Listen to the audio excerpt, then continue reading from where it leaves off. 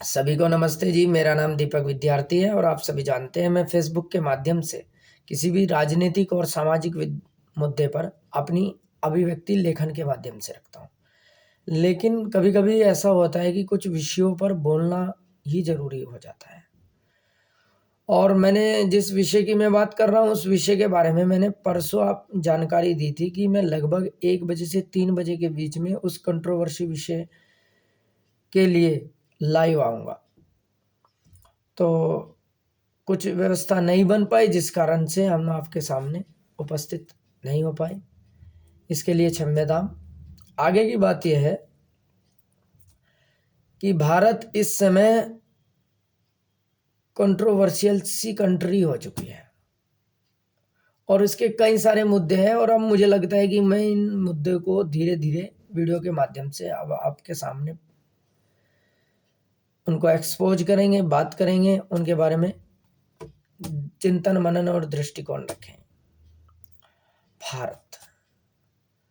भारत वह भारत जिसने सर्वप्रथम मनुष्य को मनुष्य होने की परिभाषा से परिचित कराया। वह भारत जो भारत समस्त संसार के लिए उपयोगी और कल्याणकारी बना। वह भारत जिसने सबको अविद्या से छुड़ाकर विद्या के प्रकाश में आने के लिए निमंत्रित किया। वह भारत जहां उस विद्या का प्रचार प्रसार होकर विश्व की ओर बढ़ा और उस विश्व की ओर बढ़ते हुए प्रचार प्रसार के प्रकाश से सारा विश्व अविद्या, अंधकार, अज्ञान और पाखंड से छूटकर तार्किक और वैज्ञानिकता के लिए उठ खड़ा हुआ। वह विद्या का प्रकाश था वेद सब सत्य विद्याओं की पुस्तक है। वेद हमारी वह धाती है, वेद हमारी वह विरासत है जिस विरासत से पूरी मनुष्य जाति ही नहीं वरन पूरे ब्रह्मांड को सुरक्षित और संवर्धित किया जा सकता है। वेद के भाष्य यथार्थ भाव में न मिलकर अर्थ के अनर्थ भाव हो जाने के कारण, वेद की विकृत भाष्यों के कारण आज मनुष्य मनुष्य न रहकर अन्य कुछ बनने के लिए खड़ा हो गया है। वेद का पढ़ना, पढ़ाना और सुनना, सुनाना और उस सुनने सुनाने के आधार पर वैसा ही यथावत व्यवहार और आज्ञा पालन करना, यह श्रेष्ठ मनुष्यों का कर्तव्य कर्म है।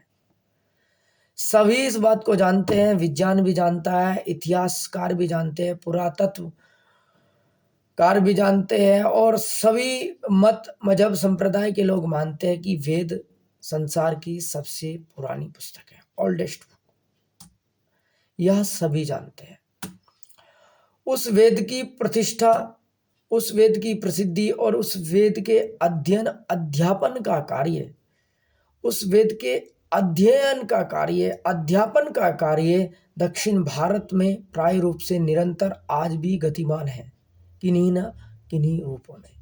लेकिन उस वेद की प्रतिष्ठा और संस्कृति और अध्ययन और अध्यापन का कार्य काशी में भी पूरी तरह से आज भी निरंतर गतिमान है।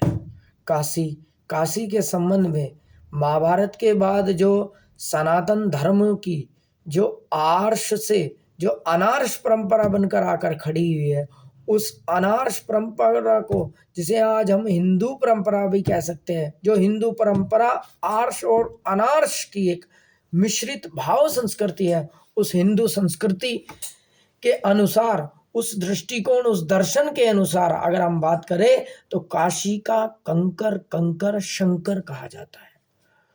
और उस काशी को बाहरी मुगल आतताइयों ने, मुस्लिम आक्रांताओं ने तहस नहस कर दिया।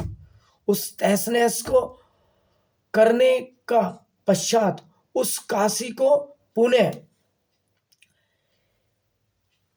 निवास की स्थिति में लाना और पुनः उस काशी के उसी गौरव, उसी धरोहर को पुनर्स्थापित करने का कार्य धर्म रक्षिका, राष्ट्र नायिका, सनातन मराठा वीरांगना देवी अहिल्याबाई होलकर ने किया। देवी अहिल्याबाई होलकर एक ऐसी स्त्री, एक ऐसी महादेवी, एक ऐसी महान नायिका जिसने सनातन धर्म और संस्कृति और सभ्यता और इसकी विरासत और परंपरा और इसके अंतर्गत चलने वाले आस्था और पूजा और भवन के केंद्र मंदिरों की का जीर्णोद्धार कराया, नवीन मंदिरों की स्थापना कराई, पाठशालाएं, घाट और कुएं आदि का निर्माण कराया।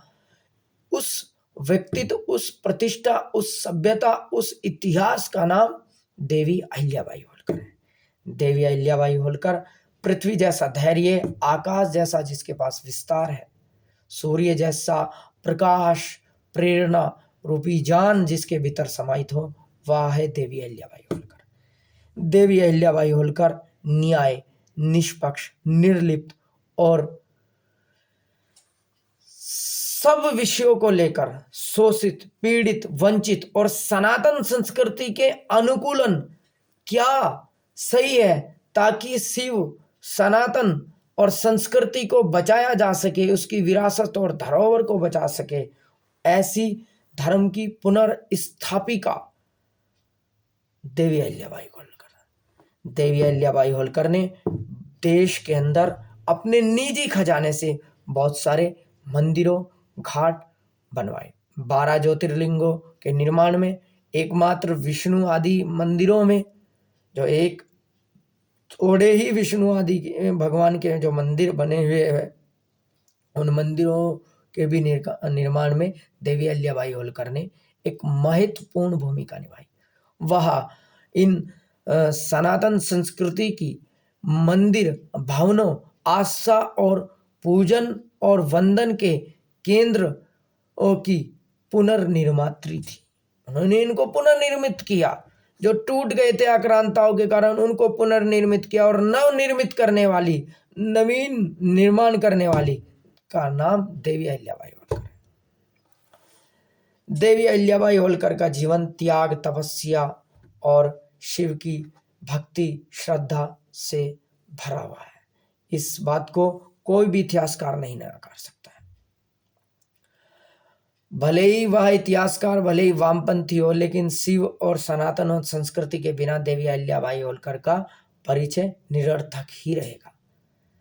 देवी अहिल्याबाई होलकर एक ऐसी शिक्षिका, एक ऐसी राष्ट्र नायिका, एक ऐसी शासिका जिसने न्याय को निष्पक्ष और निर्लिप्त भावना से समाज के सामने प्रस्तुत किया, उसका उदाहरण प्रस्तुत किया, और वह बन गई लोक माता देवी अहिल्याबाई होलकर।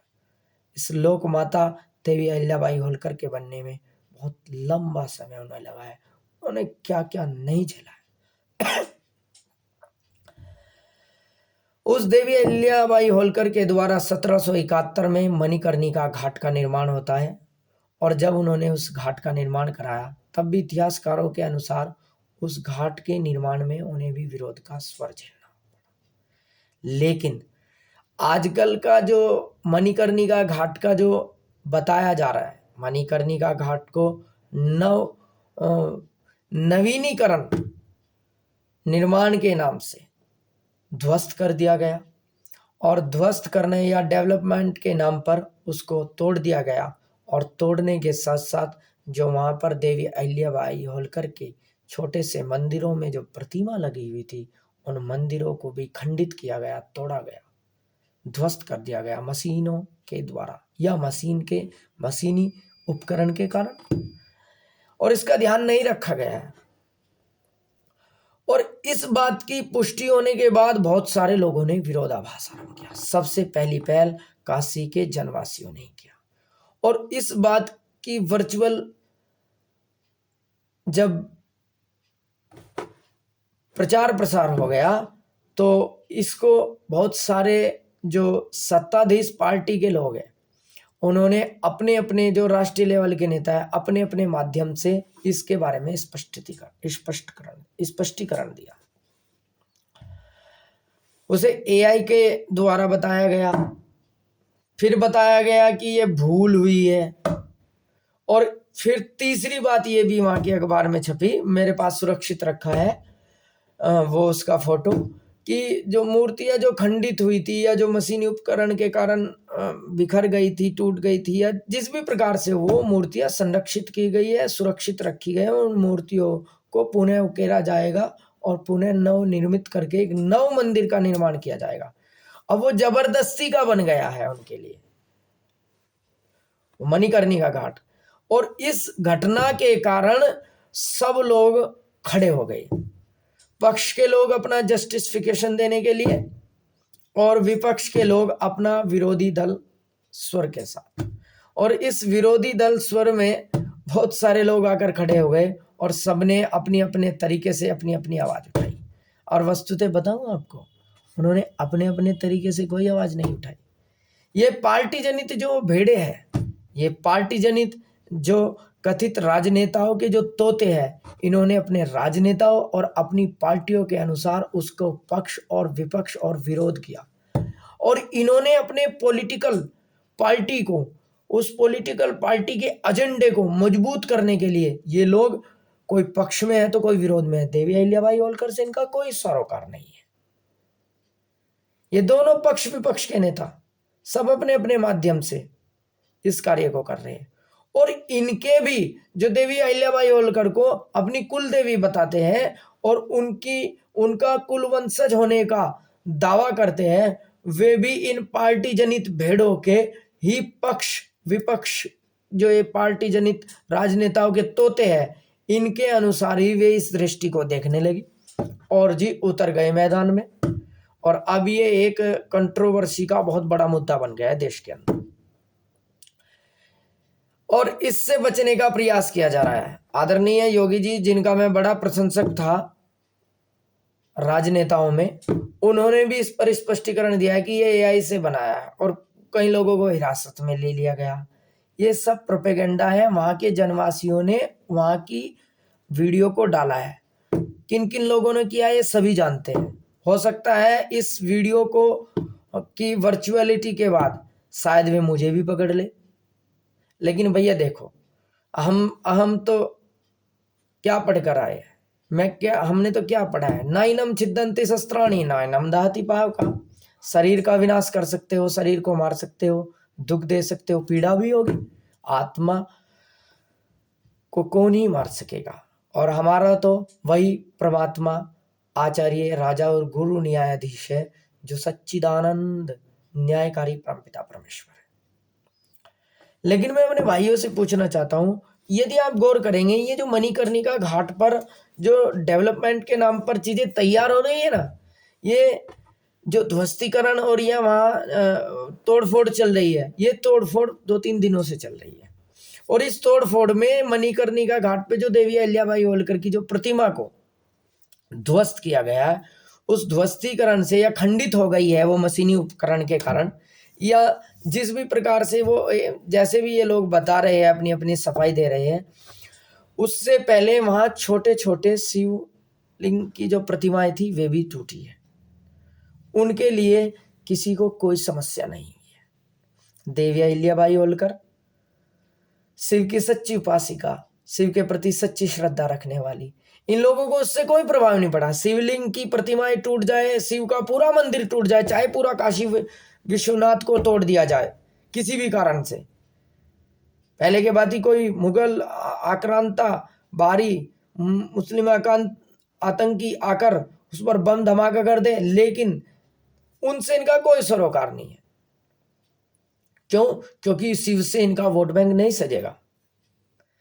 इन पक्ष विपक्ष के तोते मैनाओं का, इन पक्ष विपक्ष की भेड़ों का वोट बैंक है देवी अहिल्याबाई होलकर। सब जानते हैं कि देवी अहिल्याबाई होलकर का एक बड़ा वर्ग है। महाराष्ट्र में शिंदे और पाटिल और अन्य लोग देवी अहिल्याबाई होलकर को अपनी कुल देवी मानते हैं और स्वयं को उनका कुल वंशज। उत्तर भारत में धनगर, निखर आदि, इनको गडरिया या चारवाया जाति के नाम से भी संबोधित किया जाता है, मध्य प्रदेश आदि या बिहार में, वे भी उनको अपनी कुल देवी और स्वयं को उनका कुल वंशज मानते हैं।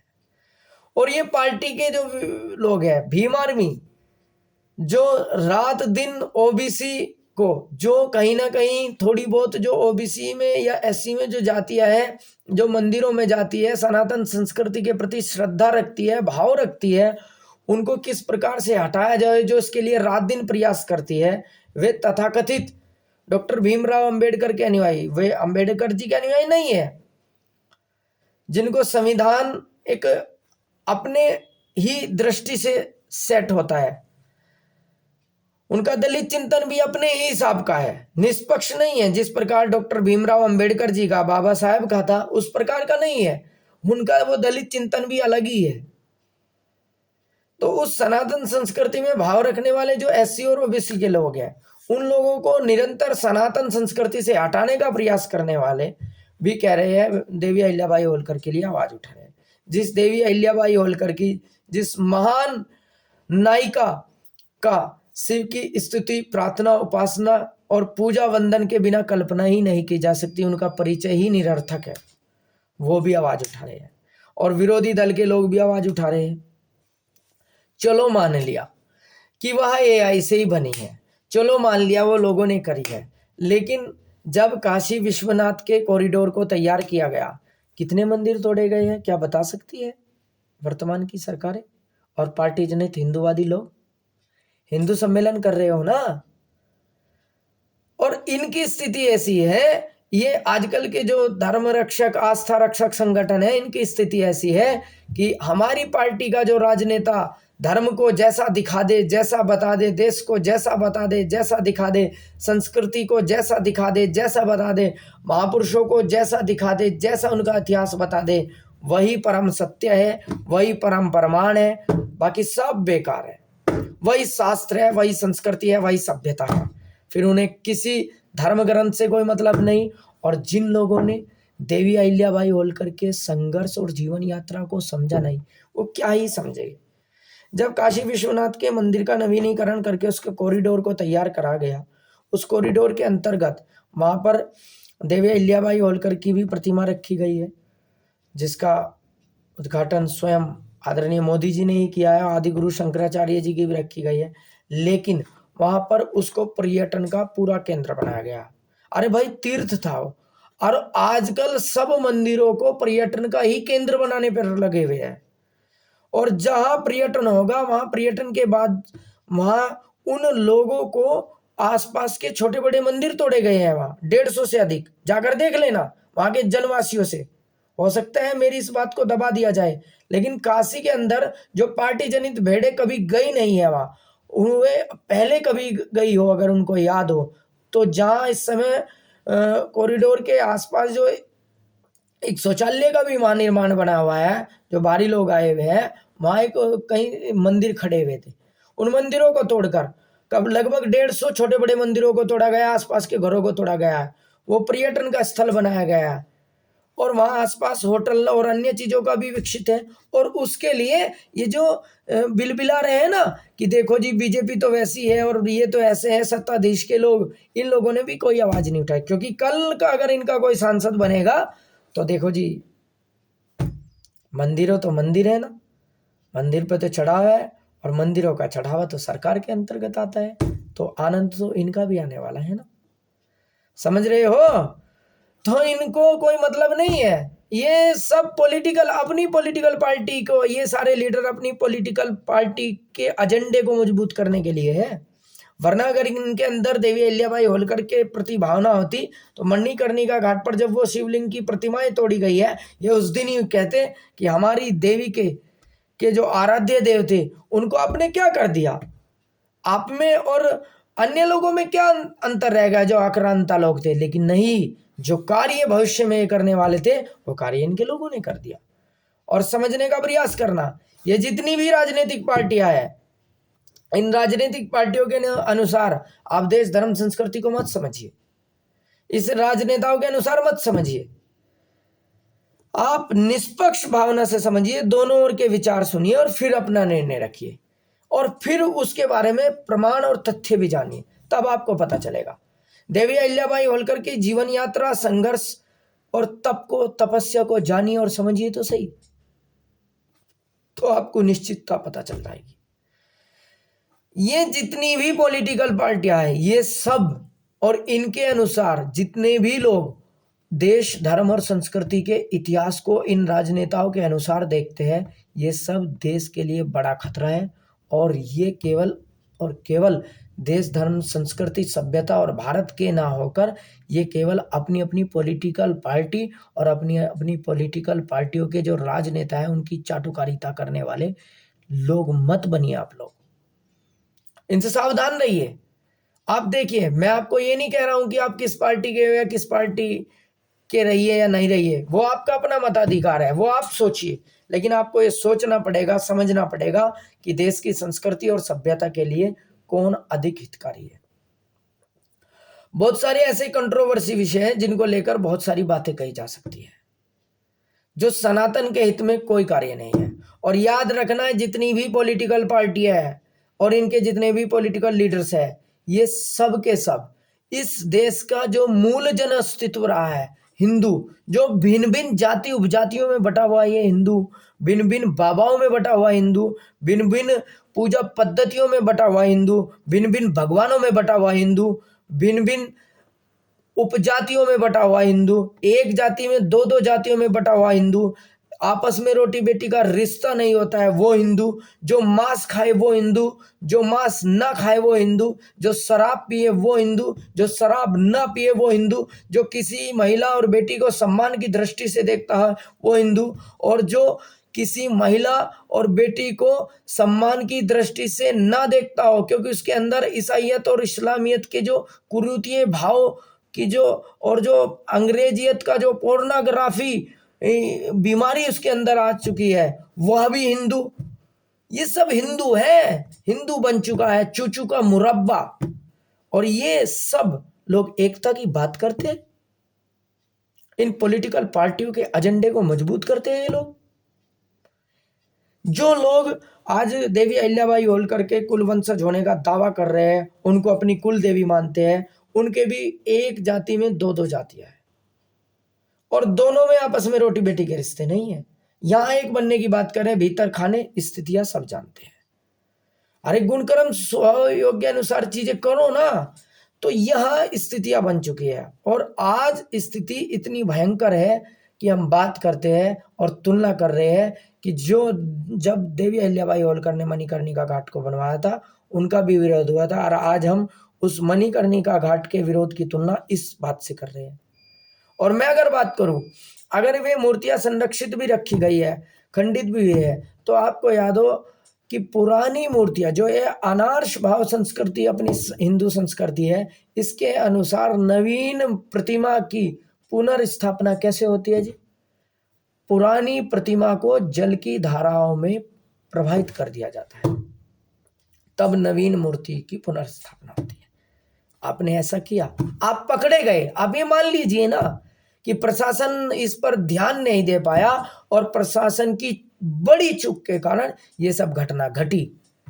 आप इसको कहां तक जस्टिफाई करेंगे? और जो लोग इस पर अपनी राजनीतिक रोटियां सेक रहे हैं, कह रहे हैं कि देखो जी देवी अहिल्याबाई होलकर, उनको भी देवी अहिल्याबाई होलकर कि उस मूल बात से, उस मूल सिद्धांत से, उस मूल मंतव्य से, वह मूल मंतव्य क्या? वह मूल मंतव्य था सनातन धर्म, संस्कृति, विरासत, धरोहर की रक्षा करना किसी भी कीमत पर।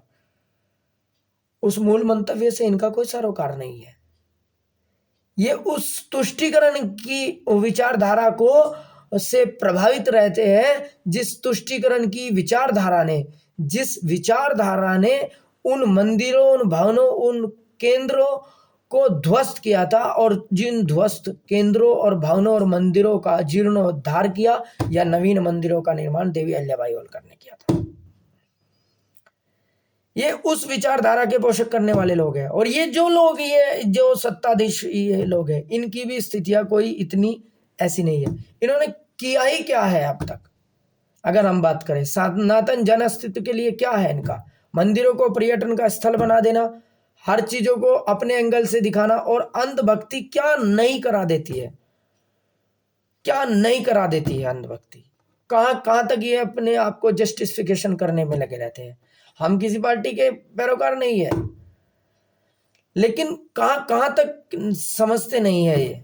अगर मैं बात करूं तो आपकी आंखें खुली की खुली रह जाएंगी, उन चीजों पर पक्ष विपक्ष नहीं बोलेगा, वहां प्रसन्नता है उनको। अभी मोदी जी ने सांसदों की तनख्वाह के लिए काम हुआ, संसद भवन में सांसदों की जो तनख्वाह थी उसमें वृद्धि की गई, वह बिल पास हो गया, तो सारे फूलकर बढ़िया हो गए, एकदम चौड़े हो गए। चंद्रशेखर रावण भी, राहुल गांधी भी, अन्य लोग भी एक दूसरे के जो मुंह में उंगलियां देने को रहते हैं, ये जो राजनीतिक पार्टी जनित जो भेड़े हैं और इनके जो अनुयायी है वो एक दूसरे को खाने और मरने को तैयार रहते हैं सोशल मीडिया पर, वे सब लोग, वे राजनेता वहां आनंद से आ गया जब उनकी तनख्वाह की वृद्धि का वो बिल पास हुआ। सबने धन्यवाद किया मोदी जी। उस पर किसी राजनेता ने बोलने की चेष्टा नहीं की है, तो समझने का प्रयास करना आप, किसी ने भी नहीं। सबने मोदी जी का धन्यवाद किया, अन्य लोगों का भी धन्यवाद है, वाह मजे आ गए। और स्थितियां इतनी भयंकर है। बहुत सारे ऐसे विषय हैं कंट्रोवर्सी के, और जिन पर मैं सोच रहा हूं मैं लगातार इन पर बात करूंगा। देवी अहिल्याबाई होलकर की जो राज व्यवस्था थी और देवी अहिल्याबाई होलकर का जो त्याग और तपस्वी भरा जीवन था ना, भारत की किसी भी पॉलिटिकल पार्टी का नेता उसकी धूल के बराबर भी अपना जीवन नहीं जीता है। मैं ये दावे के साथ कह रहा हूं, जिस त्यागमयी तपस्या से उन्होंने जीवन को जिया है, ठीक है। और देवी अहिल्याबाई होलकर को समझना और जानने के लिए आपको सनातन के भीतर शिव को समझना पड़ेगा। जिस देवी अहिल्याबाई होलकर ने अपनी प्रखर बुद्धि से यह जान लिया कि शिव, सनातन, संस्कृति, सभ्यता और संस्कार और संस्कृत को बचाना ही मेरा मूल कर्तव्य है, और उसके लिए उसने अपनी बुद्धि योजना से जान लगा दी। उस सनातन को बचाने के लिए, सनातन संस्कृति को बचाने के लिए, सनातन संस्कारों को बचाने के लिए और संस्कृत को बचाने के लिए जिसने रात दिन प्रयास किया हो, जो जानती थी कि हमारे लिए मूल और महत्वपूर्ण क्या है, प्राथमिकता क्या है। हम देवी अहिल्याबाई होलकर का ऋण नहीं उतार सकते, उसके ऋण से ऋण नहीं हो सकते, कभी नहीं हो सकते हैं। देवी अहिल्याबाई होलकर का ऋण से हम ऋण होने का प्रयास कर सकते हैं, और उस प्रयास का नाम है हमें अपने अंतिम समय तक इस सनातन धर्म के पर उठने वाली, यदि हमारे घर से भी कोई चिंगारी होगी, उस चिंगारी को वहीं का वहीं क्या कर देना जी, उसको वहीं का वहीं समाप्त कर देना, उसको बुझा देना। उस हर विचारधारा, उस हर वैचारिकता को समाप्त कर देना जो सनातन संस्कृति की ओर उठेगी, जो सनातन सभ्यता और संस्कार की ओर उठेगी। उस विरासत और धरोहर को नष्ट कर देने वाली हर विचारधारा, भले ही वह किसी भी पार्टी और किसी भी पार्टी का नेता हो, उन सबको जो हमें शिव, सनातन और संस्कृति से अलग करने की बात करेगा किसी भी माध्यम से, उन सब से हमें कोई पैरोकार नहीं रखना है। यह है देवी अहिल्याबाई होलकर के ऋण से ऋण होने का नाम। किसी के भाव में मत बहिए आप, और पढ़िए। आपको सीखना चाहिए। मैं इस बात की प्रशंसा करूंगा जो अन्य हमारे लोग हैं जिन्होंने डॉक्टर भीमराव अंबेडकर को पढ़ने के चरित्र पर काम किया है, उन लोगों को मैं ये कहना चाहता हूं कि उनसे भी आप सीखिए। अपने अपने घरों में अपने महापुरुषों को पढ़ाइए, ना कि इन राजनेताओं की के बातों को और विचारधाराओं को।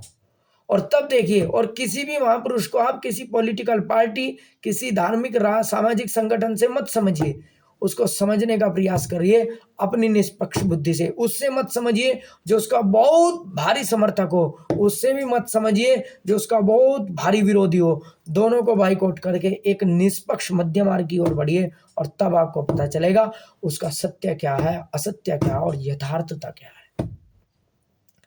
ये सारी राजनीतिक पार्टियां इस देश के मूल जन अस्तित्व यानी हिंदू को अपने अपने प्रोपेगेंडा, विक्टिमबाजी और स्वार्थ के अनुसार ठग रही है, और आज स्थिति बड़ी भयंकर है।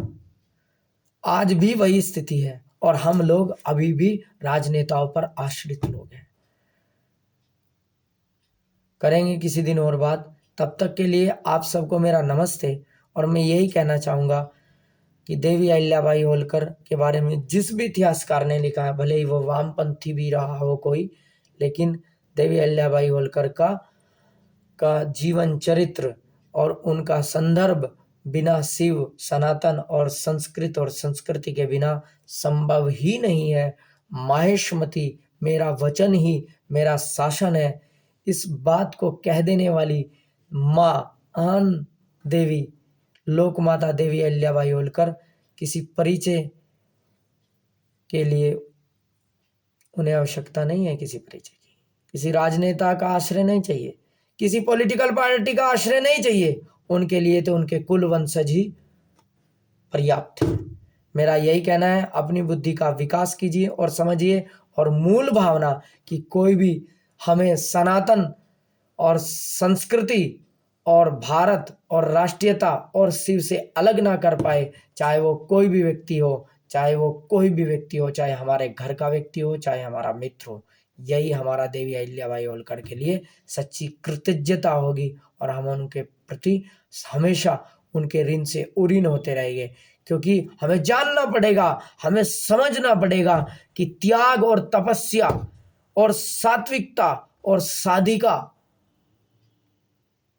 कितना साधिका का जीवन जिया है, साध्वी का जीवन जीना।